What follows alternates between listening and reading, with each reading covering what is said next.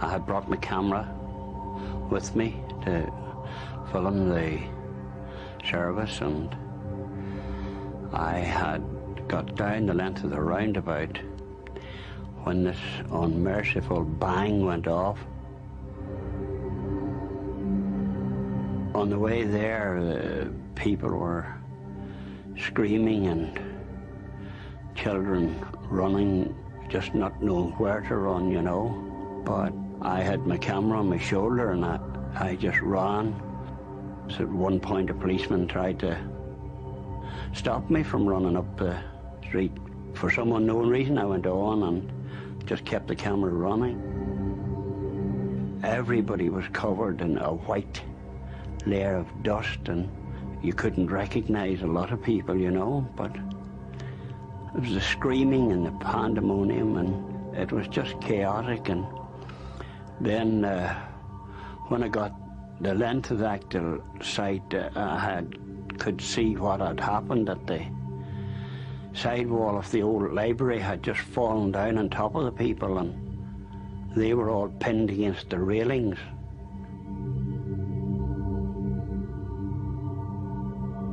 The IRA claimed that their radio-controlled device was deliberately detonated from a distance by British security forces. The IRA alleged that they had planned to detonate the bomb with no loss of life, and that the British were responsible for the 11 deaths. The Provisional IRA had said that they had planted a radio-controlled device inside the church hall and that a passing military patrol, because of the fact that they had electronic equipment with them, had actually triggered the bomb inadvertently.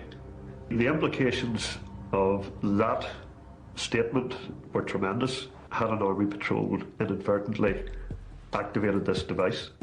The RUC immediately set in motion a forensic investigation into the cause of the explosion. We recovered from that scene 50 tonnes of debris. Now, we had to be quite selective at the time because the building in which the bomb had been deployed was in a very unsafe condition.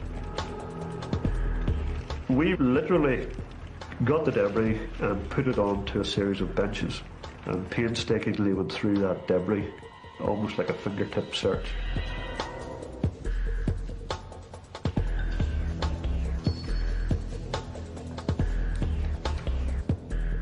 Two significant components were recovered: the actuating lever of a microswitch and a small piece of a printed circuit board, which in actual fact was one of the cruxes of the investigation.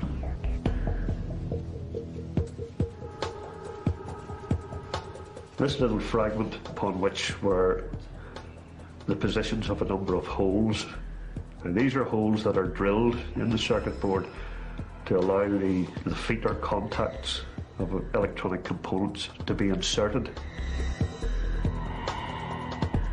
We, as a matter of course, have kept the patterns of various electronic circuits that the terrorists have used over the years. The orientation of the holes in the Enniskillen bombing related to a long delay timer specifically, and not to a radio control device. This evidence proved conclusively that the IRA themselves were solely responsible for the deaths of the 11 people in Enniskillen. The IRA was initially reluctant to admit that they'd simply bungled an operation, and they wanted to present it as though British countermeasures had triggered the bomb and that was the cause of the civilian deaths. They waited a long time to acknowledge that what had actually happened, and this was because they wanted to try and deflect the blame as far as possible from themselves for what had been such a dreadful occasion.